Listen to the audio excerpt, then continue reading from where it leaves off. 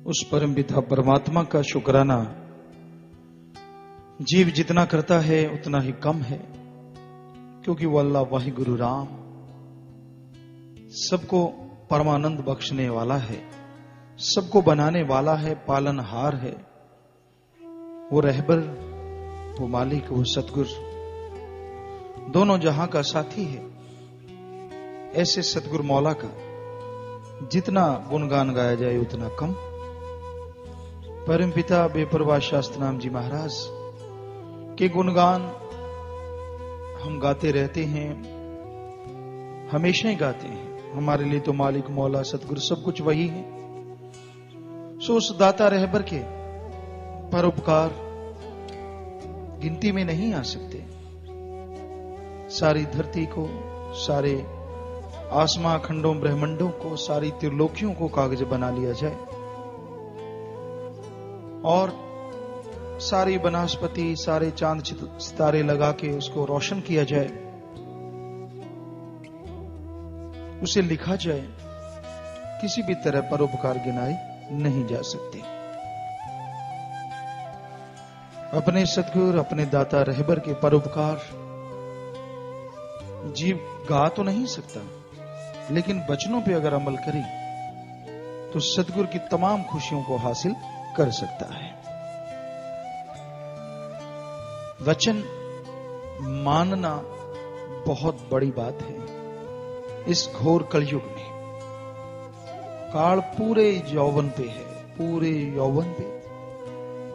और ऐसे में कौन मालिक से प्यार करता है, कौन दिखावा करता है, कौन उस परम पिता परमात्मा की भक्ति के मार्ग पे चलता है और कौन उसकी आड़ में लोगों को ठगता है, इसका कुछ भरोसा नहीं किया जा सकता।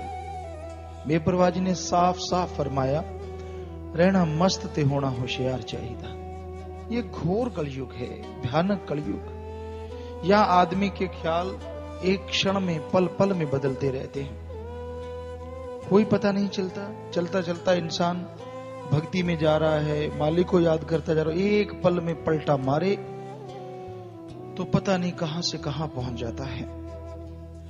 खान पान ऐसा है, सुमरन का तो मतलब ही नहीं। सुमरन तो जितना मर्जी जोर लगा लो, करना ही नहीं चाहता जी। कितना भी कह लो, जो करते हैं वो करते हैं। ऐसा नहीं है कि सभी एक जैसे हैं, करने वाले करते हैं, लेकिन नहीं करने वाले पता नहीं क्यों नहीं करते। क्योंकि सुमरन तो बेइंतहा खुशियां बख्शता है, परिवारों को आधार बख्शता है, दया में रहमत के काबिल बनाता है। तो इंसान को सुमरन का पल्ला नहीं छोड़ना चाहिए। आपके अंदर कोई अवगुण है, आपका मन सुमरन पे नहीं ठहरता, कोई बात नहीं, फिर क्या है, सुमरन करो। जीभा सुमरन में लगी रहनी चाहिए, ख्यालों में मालिक का नाम चलता रहना चाहिए, क्योंकि वो आपके लिए फलदायी है, आपके पाप कर्मों को काटने वाला है। इसलिए ये ध्यान ना दो कि आपका मन कैसा है या मन आपको क्या करवाता है, बल्कि ये ध्यान दो कि आपने क्या करना है। सो आपने करना है प्रभु के नाम का सुमरन, उसकी भक्ति इबादत। ये एम बना लो, ये निशाना बना लो कि हाँ भाई, मैंने तो मालिक को याद करना ही करना है, उसकी भक्ति इबादत करनी ही करनी है। बेपरवाह मस्ताना जी महाराज साईं जी से लेके परम पिता जी ने अब भी वही कहलवा रहे हैं, नाम के सुमरन पे ही जोर दिया है। और इसका मतलब यही है, बेपरवाह जी आम फरमाया करते, हम उन्होंने खाक को अपना बनाया। हम इसलिए कहते हैं, हम कोई अहंकार के लिए नहीं, क्योंकि वो हैं और ये खाक शरीर है, एक नहीं है, इसलिए हम कहते हैं, और कोई नहीं।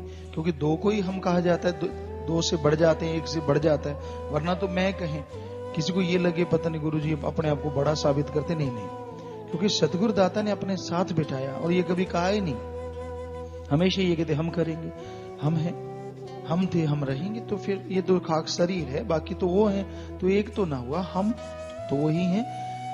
तो इसलिए उनके साथ यहां भी जाते बात करते तो बेपरवाह जी फरमाते कि भाई आज का दिन अच्छा है, आने वाला बुरा है। जो समय गुजर गया बढ़िया है, जो आने वाला है वो और भी काल भयानक समय ला रहा है। उसका मतलब ये नहीं है कि भक्तों को डर जाना चाहिए, नहीं नहीं नहीं, भक्तों का तो काल बाढ़ बांका नहीं कर सकता, पर अगर भक्त हो, बात ये है, क्योंकि भक्ति का नाम रखवाना एक अलग चीज है, भक्त होना एक अलग चीज है। नाम तो कोई भी रखवा लेगा, आगे बैठ के और भक्त जी ठीक हो, कई वैसे भक्त बन जाते हैं, क्या पता बगला होते हैं कि दूसरे होते हैं, ये तो राम जाने।